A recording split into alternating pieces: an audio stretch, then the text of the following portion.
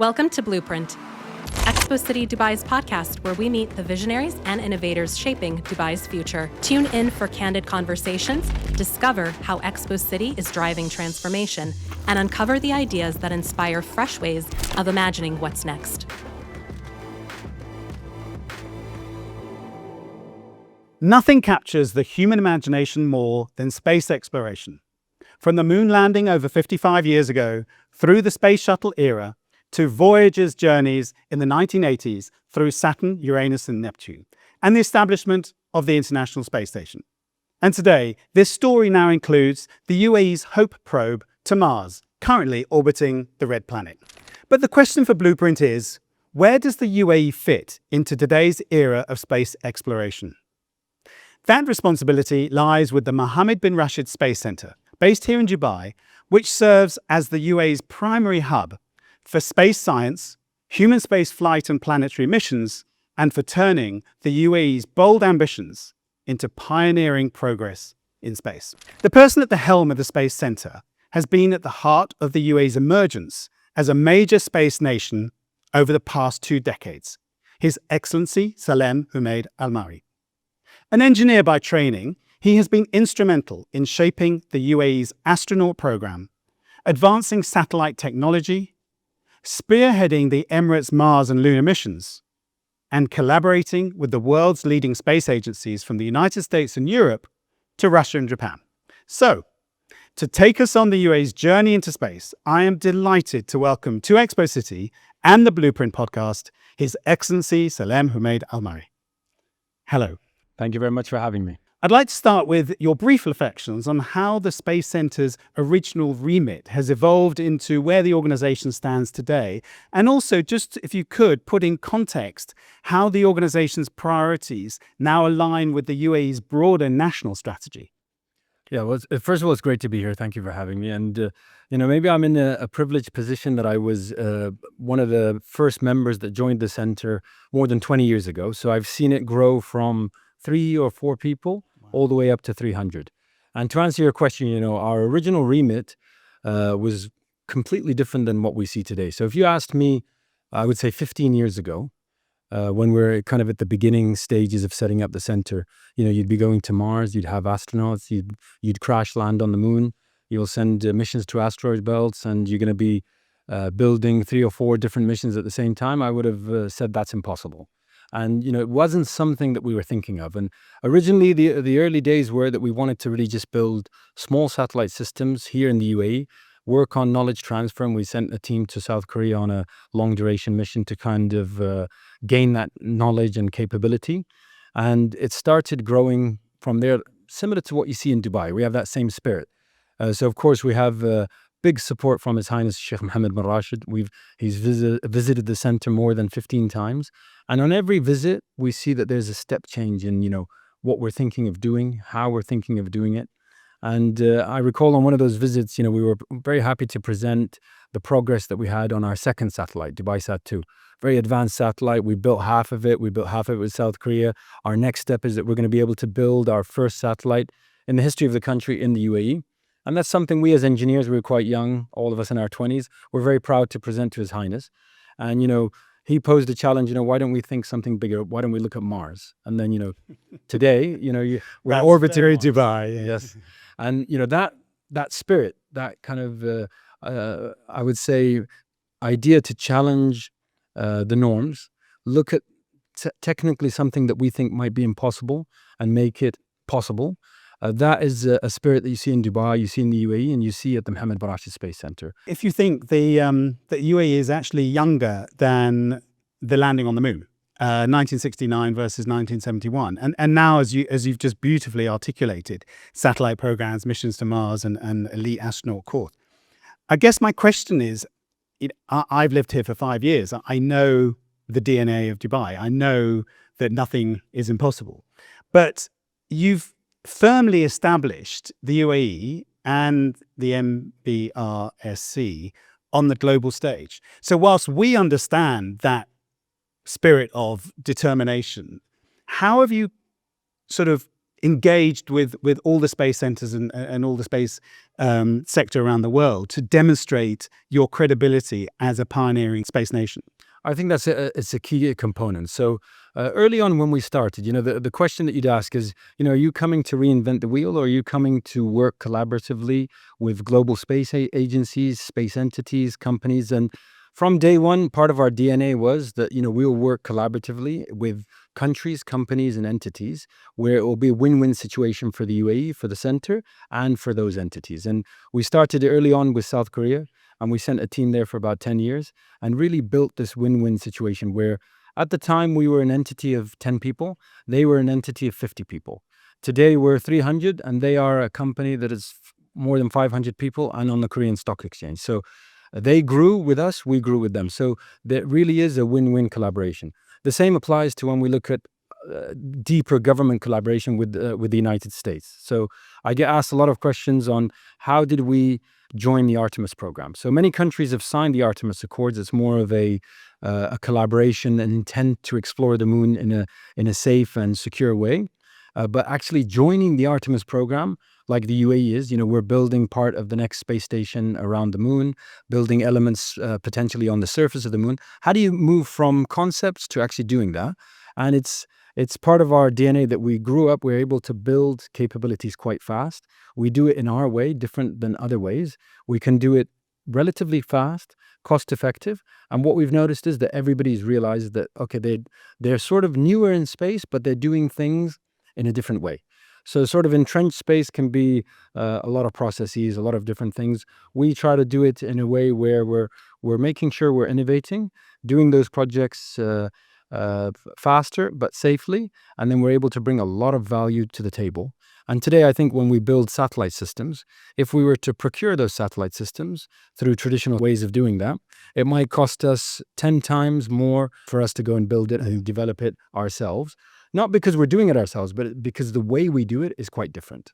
And I think that value, if you'll allow me, that value is what other space agencies now have seen in the center. And what I've heard over the last 3 or 4 years from all of the major spacefaring nations, when we're talking about the European Space Agency, NASA, JAXA in Japan, Korea, Canada, is that they look at the UAE as a strategic ally and partner in terms of cooperating in space due to what has been built over the last 20 years. Can we dwell on that a bit more? Because my next question was going to be, I can actually remember the moon landing, and that was, I would call it the era of flag planting. And, it was a symbolic kind of nation status thing. And you've really expanded quite deeply on this whole kind of collaborative model. How do you think that has happened? And why do you think that has actually led to far faster advancement of space exploration? I think it's a necessity. So when you look at historically, you've got geopolitical rivalries that sort of are driving the I would say kind of a push between, let's say, Russia or the Soviet Union at the time and the US. And that can only take you so far, because once you've solved that, or once you've achieved your objective, then how do you get that sustainable long term? I've won or I've lost, and it's done, right? And then from that experience, I think globally, there isn't one country that can sort of do it on its own in a sustainable way. So I think the world has learned that if we want to go, if we want to go fast, you can go by yourself. But if you want to go further and longer, you need to go together. And a perfect example is the International Space Station, where it's sort of spread out between 15, 16 different countries. That same model is applied in other areas. Now, what's changed in the last 10 years is you've got countries like the UAE, who maybe 20 years ago, 30 years ago, or during Apollo days didn't exist, or were not interested in space in that sense. They had other priorities, countries like that, education, etc. But today there's a huge interest in space from countries like the UAE, countries in the region, countries like Turkey. And for them to come and play a key role, we have to look at it as collaborative. The UAE is not going to go and build the whole system to go and explore the moon or the surface of Mars with humans, right? But we can be an important cog in that and get benefits to our people and our country through those collaborations. It seems the world is far more collaborative in space than perhaps it is on Earth, and that's as is. You did touch on Artemis. I didn't really know much about Artemis until Actually, I heard you being interviewed about this whole principle of aiming to return humans to the surface of the moon. How did the UAE become involved in Artemis, and what can we be looking for next in the program? Yeah, I think Artemis is a big program when we're looking at, and when we went to the International Space Station in our first mission in 2019, we built through that process. Obviously, 2019 we went, but we're working 4 or 5 years before, right? Of selecting astronauts, training them, working with the United States, working with ESA, and we became part of the human spaceflight community. And what we saw in that collaboration is this is where the benefit of the ISS is, right? If you've invested in technology in the ISS, you've built that with your industry, you have the technical capability and the know-how to operate it, which is a big benefit to your country. But at the same time, through operating that and providing that as a service, you get the privilege of sending astronauts in return for that element. And that is sustainable. Whereas if you are, let's say, looking at buying seats to go to the International Space Station and conduct experiments. It's transactional, is it? It can be transactional. There's ways of doing it that we did that made it not transactional. However, it's not sustainable, right? So as long as you're going to buy, and you don't have priority as well, there's always going to be priority for the people that built, or the countries that built the space station. So we started really those discussions early on that, we want to have a permanent presence where we have engineering and scientific capabilities that complement the human space flight. And in return for those capabilities, you get the privilege of human space flights on a regular basis. And that's how we started the conversation of, what's next? And it was, of course, all Artemis. And then thinking about the moon and having an Emirati on the surface of the moon, that's something that personally drives me, that, I want to see over the next 10 years, an Emirati land on the surface of the moon. So if I'm excited about that, I'm sure my kids are excited. I hope they are. And I'm sure many Emiratis or people from the region would be excited about it. So for us to do that, we kind of went into Artemis. Yeah. It was a 3-year discussion cycle. So, sometimes these things take time. It's politics, it's talking to governments, it's talking to leadership, State Department, etc., back and forth to kind of work that out, achieve that. Then the hard part starts. That's the easy part, right? Yeah. So the hard part is actually building those capabilities, signing your agreements, getting industry involved, and then going through that process. So that's how we got into it, and that's how we see the future going. So anything on the surface today, we're having these discussions of, what can the UAE do on the surface of the moon? Maybe we can provide comms, maybe power. Yeah. We'll provide a service there that is critical for humans to survive and live and thrive on the surface of the moon. Yeah. But in return for that service, our people, our humans, can actually get the privilege of going there.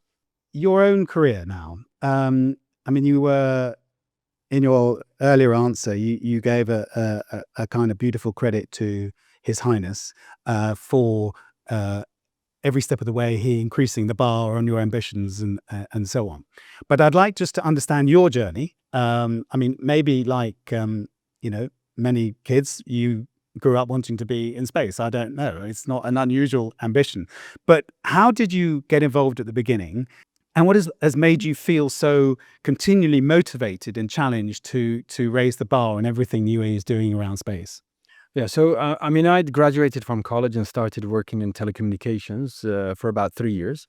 And then, there was a government committee, and they were looking for young engineers to come in and join a project, which all I was told about was related to space. So all I needed was space, and I was gone, right? Yeah. So, and that comes from when I was a kid. I was very interested in Star Trek, Star Wars, all those elements. I still am. So I love science fiction. And then when you think about even the newer shows like The Expanse, and when you kind of imagine that and you think, okay, could we have something like Starfleet, or could we have something where people are going to different planets, etc.? That I enjoy that, and that excites me. So when I heard space, and we'll be sending something off planet, I had to go and see what that was. And it was quite risky because it was, come here, join with a few other people, study the ability if we're able to build a satellite. And then if it gets approved, you can proceed. There's no entity. It's not part of a government department yet. And, just come and try and do that. And I jumped for it. And we started working like that for about a year and a half before MBRC was established. And the result of that was, of course, working with Korea and establishing MBRC. And I think, again, as I told you before, we weren't thinking that this would go to Mars and human space flight. That was something really far away. But I think those motivations that we got along the way from His Highness started to kind of give us the thinking that we need to think a little bit differently than engineers. We need to think more strategic. We need to be also to try and challenge what we're doing. And, we've been all over the world. We look at what they do in Silicon Valley. We look at what they do in kind of startup companies. And we model ourselves that we're a government agency, but we're a startup company. So we sort of have a flat structure where people are able to come and talk. Crazy ideas are brought forward. Nobody feels ridiculed if they bring these crazy ideas. And I think from that idea generation, from that passion of saying, okay, why can't we send an Emirati to the moon? 95% of people will say that's impossible, or it's too expensive, or why are you doing that? It's too much work, it's too hard. But we say no, let's see what that pathway is. And I think that's how the sort of the center's self-driven to always try and aim for bigger, harder things that we haven't done before. And if we've done it, why don't we improve it? And if we've improved it, why don't we build it fully with UAE industry? And that's what we're doing now. So when we look at MBZsat, 90% of the satellite is built with UAE companies, UAE industry. Even the aluminium, the raw material is from the UAE. And, again, people said that's impossible. You're not going to have an industry big enough to build satellites. Well, we don't need to build a satellite industry. We have great oil and gas industry. We have great companies that are working in aluminium, in aerospace, that can retool and work with us and develop part of their capacity for space. And that's what happens. So there are ways of doing many different things, but I think it's always keeping the mindset open that we need to look at these difficult things and see how we can tackle them. So you mentioned one of your ambitions is for an Emirati to land on the moon. But you also talked about how the MBRC's moved from 3 people to 300. So anyone watching this with children, or any children watching this, if they can't be that astronaut or 1 astronaut or 2 astronauts can land on the moon, how can they have a career in the space sector, the space world? Well, that's a great question. Maybe before I answer that, I'll say a few things that, when we look at astronauts, because a lot of people ask me that question, and, I tell them, what are we selecting in terms of an astronaut? Has he been trained as an astronaut, or has he got some unique skill? And I think what we're looking at is excellence in work for a continued period of time. We're looking at experience across the board. So we want to see that, they're engineers, they have some scientific elements, they're fit, they're looking at public speaking, they have activities outside of work, they're sporty, things like that. So, if you are excellent in your life and in different things, then you have the capability, of course, to be an astronaut. But again, not everybody can be. There's 1 out of every 10,000 that may be selected, let alone fly. And, at MBRC, I think what we do is those 300 people are all Emiratis. So these are Emirati careers, and we're always trying to increase and expand that. Anything in terms of engineering, when you're doing, if you're interested in building things with your hands, then it's, mechanical engineering, electrical, electronics, where you're going to actually build satellite systems, parts of rovers, parts of human space flight systems that will actually go to the moon. That's incredible. I mean, which is amazing. Exactly. I love to tinker with my hands. But if you're not sort of hands-on and you're more on a computer screen, there's all the software development, the analysis of the data. So images from our satellites, we have about 4 or 5 satellites in orbit now. All of that analysis, we take an image and we count the number of palm trees in the UAE. We use AI for looking at the health of those palm trees, right? We look at the effect of water, the salinity of water, So these are all software applications that software engineers develop. They analyze data, they analyze imagery. So, it can be also on that software side of thing and doing those elements. So it can be on the operations. So if you're not into that or that, how about operating those missions, controlling them? This is mission control. Houston, we have a problem. You could be that person who is talking to the astronauts, dealing with their problems, trying to fix it for them. So there's a wide range of technical jobs that you could do that could really benefit the center. That was an amazing insight into the career opportunities in the space sector. It's really quite inspiring, actually. But I'd like to, you mentioned the palm trees. I'd love to probe a bit more about any sort of tangible benefits that us as humans on Earth that you can track back to space exploration and the UAE's involvement in that. I think there's a lot. And, there are the usual ones that you hear. But the way I like to say it is, today for us people living here on Earth, if we cut off space today, our lives would change dramatically. We for the cannot worse. for the worse. We can't live the life that we're living today without space technology. Yeah. One of it is, simply just navigation. So, when you get disruption in navigation or you don't have it in certain places, people start to realize, oh, how important these satellites are, right? So not being able to get where you want to get to easily, not being able to fly or sail in a ship or in the ocean without navigation is it's next to impossible, because maybe we've lost the other navigational skills that they used to have in the old days. If we're looking at comms, communications, we're looking at all of those elements. Space technology is a key component of communications today. Even the data, the imagery data. So the imagery data might not be something that the general person can relate to today, but if we think about like agreements like the COP climate agreement, those agreements that were signed to reduce carbon emissions, etc., without space technology, there is no meaningful way to measure that change on a planet scale. So measuring the carbon, looking at the changes on Earth, tracking all those changes, looking at the ice melting, sea rise, all of these things are measured using space technology and doing that on a planet scale. So being able to take strategic decisions of understanding what's happening to our planet, what's happening to our homes, what's happening to our country, in not just environment, in any different way, space technology is a key component.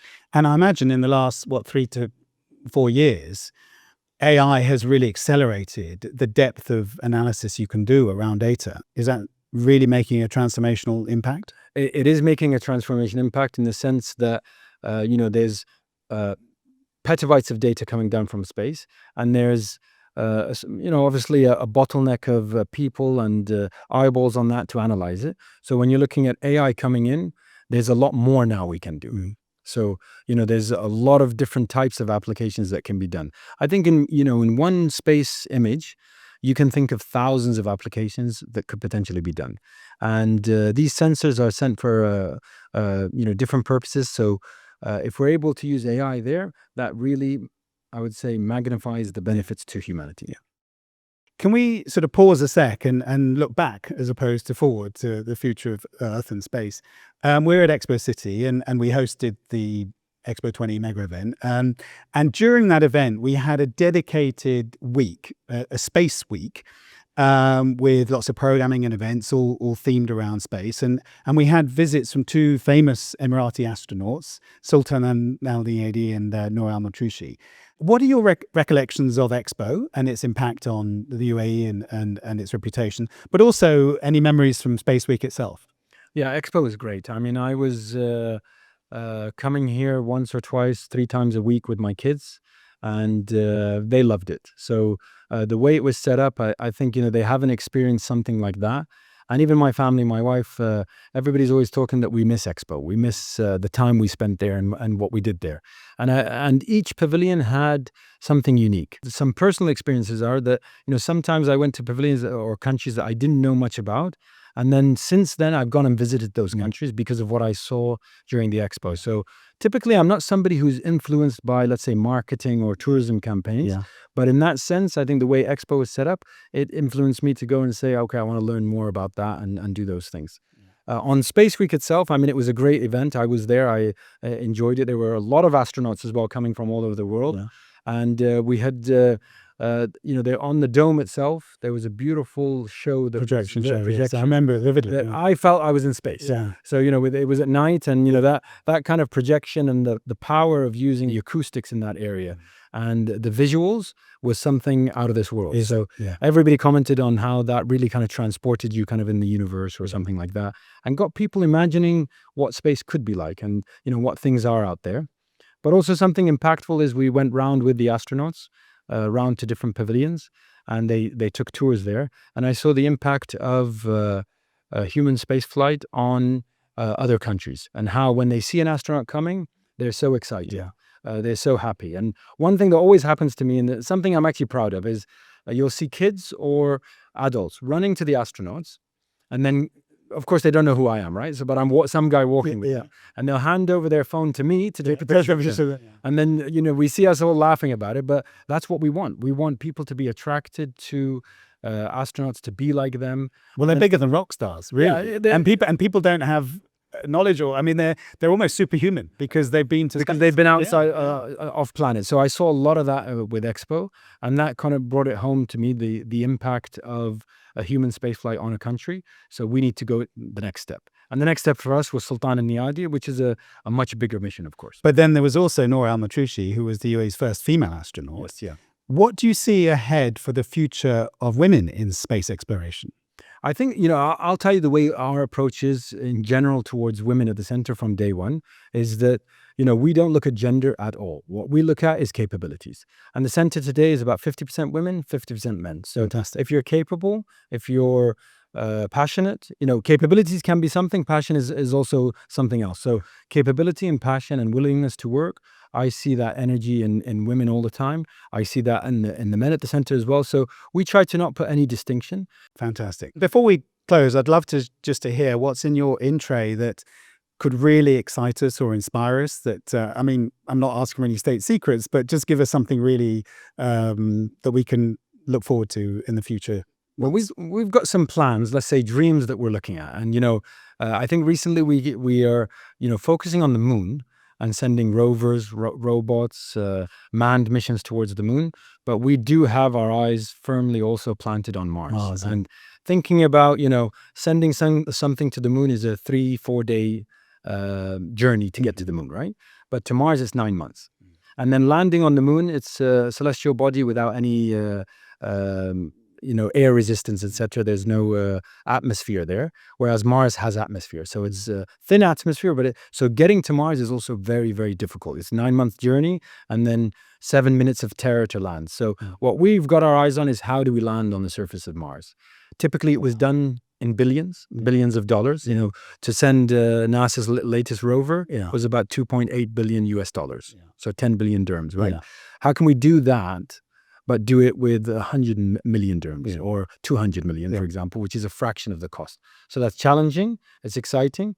Can it be done? We'll find out. Wow. What a job you have. I'd like to end now with a few lighter questions to bring us back down to earth, if we may.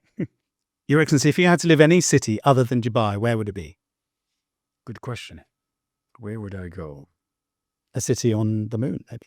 Maybe on the moon. But I recently visited Iceland, Reykjavik. Oh, wow. And I, maybe as a city, it's quite simple, but I'm looking now for a bit of a quiet life. So when I look at the scenery, the weather patterns, it's very space-like there. You got volcanoes, so that was very attractive to me. And I've noticed recently it's always in my mind. So maybe I would live there. Okay, that's amazing.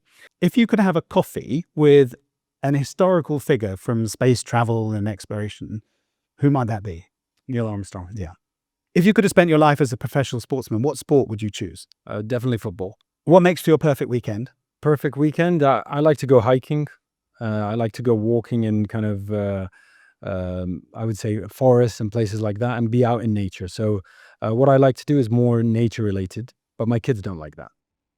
Finally, and we always ask this, do you have a personal motto by which you live your life? Not really. There's not something that I can pin down as, this is something I follow. But one thing I always do is, you've got to put in the hard work, or, I always say to my kids, you've got to put in the hard work to even think about the results. So if you're not willing to do that, and it's simple, but what I see is a lot of people, might start talking about different things, but it's about putting in the time, really. Your Excellency, thank you so much. You've probably got a job that many, many, many people would love to have. To think where the UAE has come in 50 years, I can only imagine your ambitions for the next 50 years for the UAE's status in space exploration. I guess I'm left with the thought that Dubai is really known for tourism, for real estate, for conferencing and exhibitions and so on. But what you've articulated so well is just what a greatly significant force the UAE is in space. And that is a really motivating and inspiring thing for all of us that live in the UAE. So thank you for sharing your story with us, and best of luck with the lunar and the Mars missions that to follow. Thank you very much for having me. It's a pleasure to be here. Thank you, Your Excellency.